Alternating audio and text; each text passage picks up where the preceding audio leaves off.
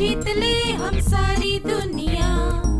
बीच हमें आज बोने दो, रोज उसे थोड़ा बढ़ने दो। छू लेंगे आकाश हम, मन के विचार हकीकत बने। सिद्धि फल से आनंद देंगे, कोशिश कर बढ़े, सोच बुलंद करे।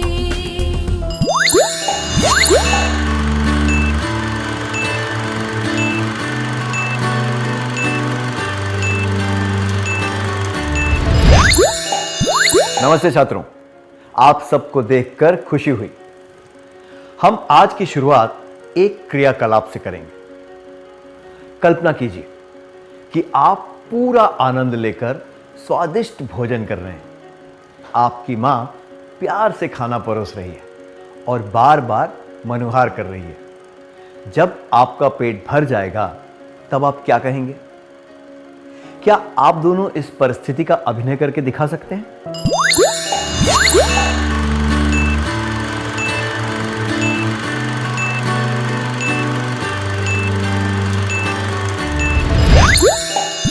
धन्यवाद, बहुत ही अच्छा अभिनय था। आप कहेंगे बस अब मैं और नहीं खा सकता, या मेरा पेट भर गया है, या मुझे और खाना नहीं चाहिए इत्यादि। उस समय आपके मन में कौन सी भावना होगी? क्या आप एक उचित शब्द सोचकर बता सकते हैं? सही कहा, वो शब्द है संतुष्टि। संतुष्टि। संतुष्टि क्या है? संतुष्टि वो भावना है जिससे ये महसूस होता है कि आपके पास जो है वो पर्याप्त है। आपको और कुछ पाने की इच्छा नहीं होती। आइए अब एक क्रियाकलाप करते हैं।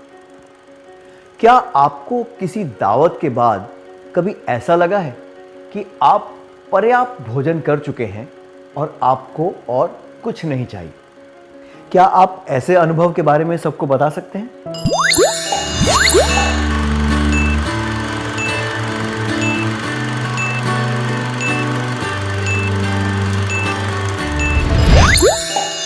धन्यवाद। आमतौर पर हम इस भावना के बारे में खाने पीने के संदर्भ में बात करते हैं, पर अन्य चीजों के बारे में भी इसकी बात अक्सर नहीं होती। आइए इस सत्र में संतुष्टि के बारे में और जानते हैं। क्या आपको कभी बुरा लगा है कि आपके पास कोई चीज नहीं है, जैसे कि कोई गुण या कोई कौशल? उदाहरण के लिए, आपकी बहन बहुत अच्छी तरह गाती है, पर चाहे आप कितनी भी कोशिश करें, आप उतनी अच्छी तरह नहीं गा पाते। क्या आपने कभी इसके बारे में सोचा है, मैं अपनी बहन की तरह क्यों नहीं गा सकता या गा सकती? या आपके दोस्त के पास एक अच्छा बैग, उसे देखकर ये सोचा हो कि काश मेरे पास भी ऐसा बैग होता। मैं अपनी बहन की तरह क्यों नहीं गा सकता या गा सकती, काश मेरे पास भी ऐसा बैग होता। क्या आप ऐसी भावना के बारे में सोच सकते हैं जब आपने ये जाना कि जो चीज़ किसी और के पास है वो आपके पास नहीं है? आपकी मदद के लिए मेरे पास 2 वाक्य हैं। कृपया इन वाक्यों को अपनी नोटबुक में लिखें। मैं चाहता हूं कि आप अपने जीवन और खुद के बारे में सोचकर इन वाक्यों को व्यक्तिगत रूप से पूरा करें। कृपया इसके बारे में किसी से भी चर्चा ना करें। क्या हम तैयार हैं? तो ये वाक्य इस तरह है। मैं उतना या उतनी रिक्त स्थान नहीं हूं कि मैं रिक्त स्थान। मेरे पास उतना रिक्त स्थान नहीं है कि मैं रिक्त स्थान।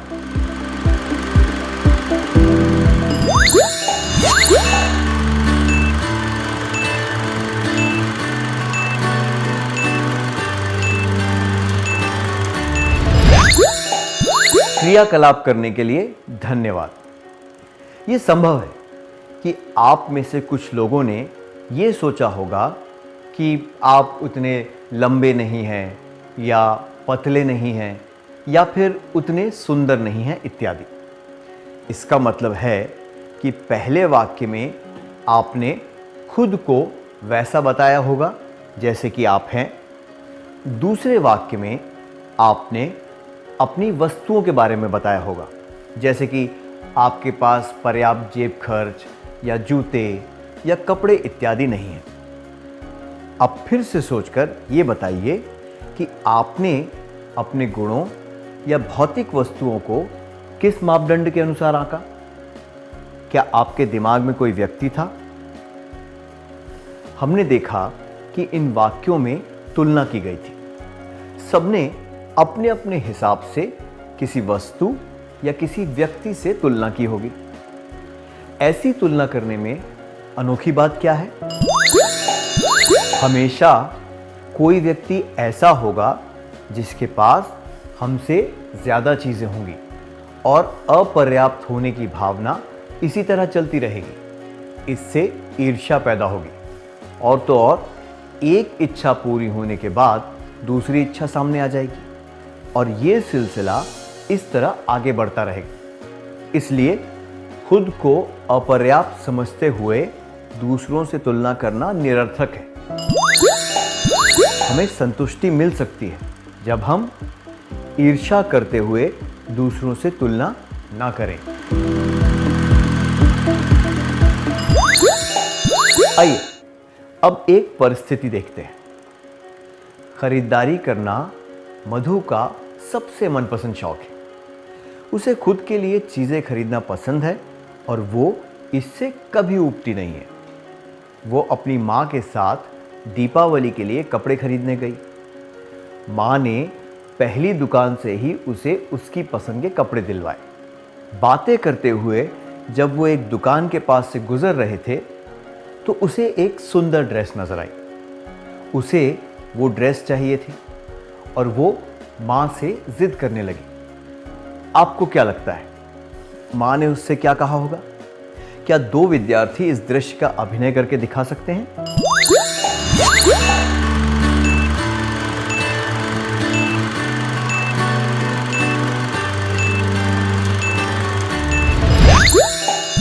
धन्यवाद। हमने देखा कि मधु बिन किसी ठोस वजह के खुश हो रही थी।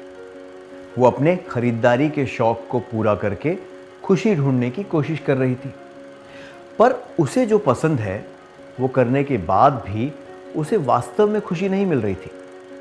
ऐसा हुआ क्योंकि वो ये बात नहीं समझ पाई कि जो उसके पास है उसकी सराहना करने से ही उसे खुशी मिलेगी।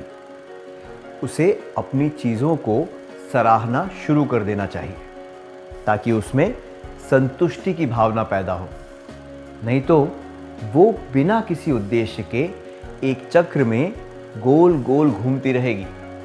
अगर वो इस बात को समझ जाएगी तो उसे सच्ची खुशी मिलेगी। हमें संतुष्टि मिल सकती है जब हम उन चीज़ों को सराहें जो हमारे पास हैं। इसीलिए ज्ञानी ने कहा है, अपनी इच्छाओं को पूरा करने से संतुष्टि नहीं मिलती। हमारे पास पहले से ही बहुत कुछ है, इस बात की समझ होने से संतुष्टि मिलती है। मैं दोहराता हूं, अपनी इच्छाओं को पूरा करने से संतुष्टि नहीं मिलती। हमारे पास पहले से ही बहुत कुछ है, इस बात की समझ होने से संतुष्टि मिलती है। आइए इस परिस्थिति पर ध्यान देते हैं। आपको एक लंबी यात्रा पर जाना है, इसलिए आप बस स्टॉप पर खड़े हैं। यात्रा में जो खाने पीने का सामान चाहिए वो लेने के लिए आप पास की एक दुकान पर जाते हैं। वापस आकर आप देखते हैं कि बस तो जा चुकी है। अब आप क्या करेंगे?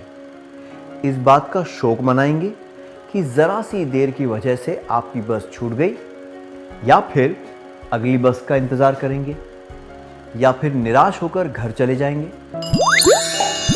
एक इस बात का शोक मनाएंगे कि जरा सी देर की वजह से आपकी बस छूट गई। 2, अगली बस का इंतजार करेंगे। 3, निराश होकर घर चले जाएंगे। अगर आप घर चले गए तो आप यात्रा पूरी नहीं कर पाएंगे। जो हो चुका है उसका अफसोस करने से भी कोई फायदा नहीं है। समझदारी इसी में होगी कि आप अगली बस के आने का इंतजार करें। हमने इससे क्या सीखा? एक लक्ष्य के लिए काम करना, उसमें सक्रिय रूप से जुट जाना और अंत में उसको पाने की संतुष्टि से हमें खुशी मिलती है। इस भावना से हमारा खुद पर और अपनी योग्यताओं पर विश्वास बढ़ जाता है। एक निश्चित लक्ष्य होने से हमारा ध्यान उसी पर केंद्रित रहता है और हम अपनी चिंताओं के बारे में नहीं सोचते। हमें संतुष्टि मिल सकती है जब हम एक लक्ष्य बनाएं और उसके लिए काम करें। क्या अब हम एक परिस्थिति पर ध्यान दें? अगले दिन इंद्रजीत की एक महत्वपूर्ण परीक्षा है। एक बड़ी समस्या की वजह से उसके शहर में बिजली नहीं है। उसने अंत में जो अभ्यास करने की योजना बनाई थी वो अब पूरी नहीं हो सकती। इस बारे में सोचकर वो पूरी रात नहीं सो पाया। उसका उदास चेहरा देखकर उसके दोस्त वरुण ने उससे कहा, अब चलो भी इंद्रजीत, जाकर परीक्षा लिखो और अपना ध्यान इस बात पर रखना कि तुम्हें अच्छी तरह परीक्षा देनी है। क्या आप दोनों वरुण और इंद्रजीत की इस परिस्थिति का अभिनय करके दिखा सकते हैं?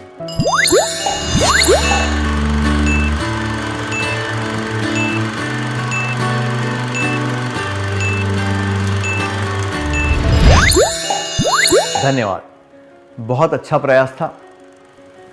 हमने देखा कि रात को अभ्यास न कर पाने की वजह से दुखी होने की जगह इंद्रजीत को जो याद है उसके आधार पर परीक्षा देकर वो संतुष्ट हो सकता है।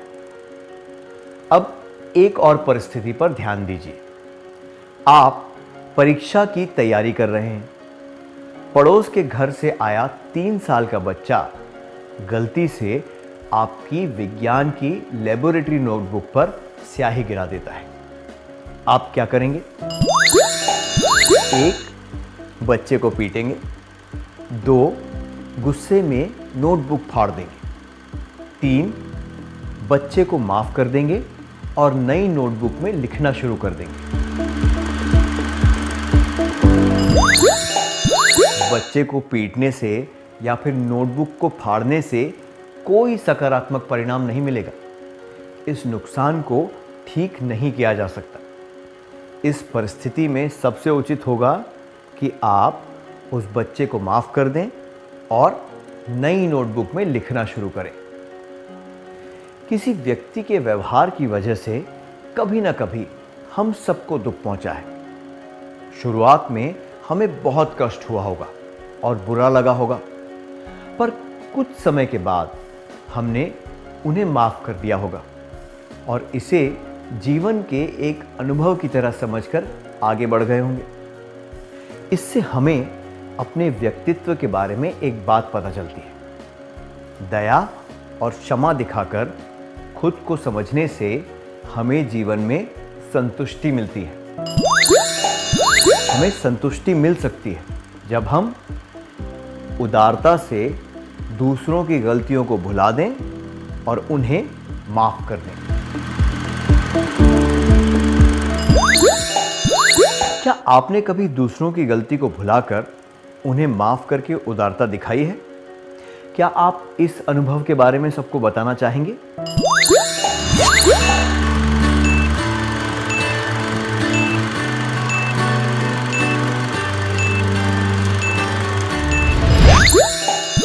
धन्यवाद। क्या अब हम इस सत्र का सार संक्षेप कर लें?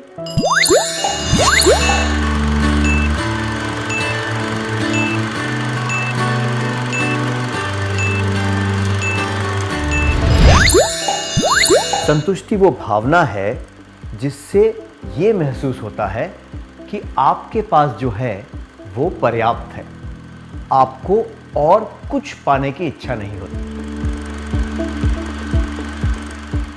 हमें संतुष्टि मिल सकती है जब हम ईर्ष्या करते हुए दूसरों से तुलना ना करें, उन चीज़ों को सराहें जो हमारे पास है, एक लक्ष्य बनाएं और उसके लिए काम करें। उदारता से दूसरों की गलतियों को भुला दें और उन्हें माफ कर दें।